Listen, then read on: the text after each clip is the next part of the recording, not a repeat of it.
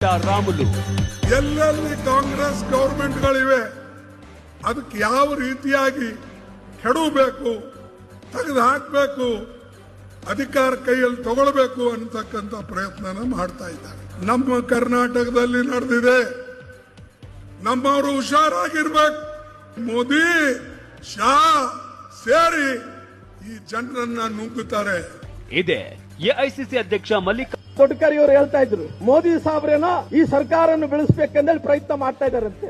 ಮೋದಿ ಸಾಬ್ರಿಗೆ ಏನು ಕರ್ಮ ಬಿದ್ದಿದೇನ್ರಿ ಈ ಸರ್ಕಾರ ಬೆಳೆಸೋಕ್ ಸಲುವಾಗಿ? ಇವತ್ತು ಗಂಡ ಹೆಂಡತಿ ಜಗಳ ಮಧ್ಯೆ ಮೂರನೇ ಹೋಗಿ ಅವ್ರ ಮಗನ ಮುಖ್ಯಮಂತ್ರಿ ಮಾಡ್ಬೇಕಂದೇಳಿ ಮೋದಿ ಸಾಬ್ರ ಮೇಲೆ ಆಗ್ತಾ ಇದ್ರ ಈ ಸರ್ಕಾರ ಕೆಡವಕ್ಕೋಸ್ಕರವಾಗಿ ಸಿದ್ದರಾಮಯ್ಯ ಬೇಕಾಗಿಲ್ಲ, ಡಿ.ಕೆ. ಶಿವಕುಮಾರ್ ಬೇಕಾಗಿಲ್ಲ. ಖರ್ಗೆ ಸಾಬ್ರು ಮುಂದಿನ ದಿನಗಳಲ್ಲಿ ಆ ಸೂಕ್ಷ್ಮತೆ ಆ ವಿಷಯಗಳನ್ನು ತಿಳಿಸ್ಯಾರಂದ್ರಿಗಿನ ಈ ಸರ್ಕಾರ ಕೆಡವಲಕ್ಕೋಸ್ಕರವಾಗಿ ಅವ್ರ ಮಗನ ಸ್ವಾರ್ಥಕ್ಕೋಸ್ಕರವಾಗಿ ಅವ್ರ ಮಗನ ಮುಖ್ಯಮಂತ್ರಿ ಮಾಡಲ ಸಲುವಾಗಿ ಮಲ್ಲಿಕಾರ್ಜುನ ಖರ್ಗೆ ಅವರನ್ನೇ ಈ ಸರ್ಕಾರವನ್ನು ಕೆಡುತ್ತಾರ. ಈ ಭಾಗದ ಪ್ರಿಯಾಂಕಾ ಖರ್ಗೆ ಅವರನ್ನ ಮುಖ್ಯಮಂತ್ರಿ ಮಾಡ್ಬೇಕೆಂದು ಹೊರಟಾರ.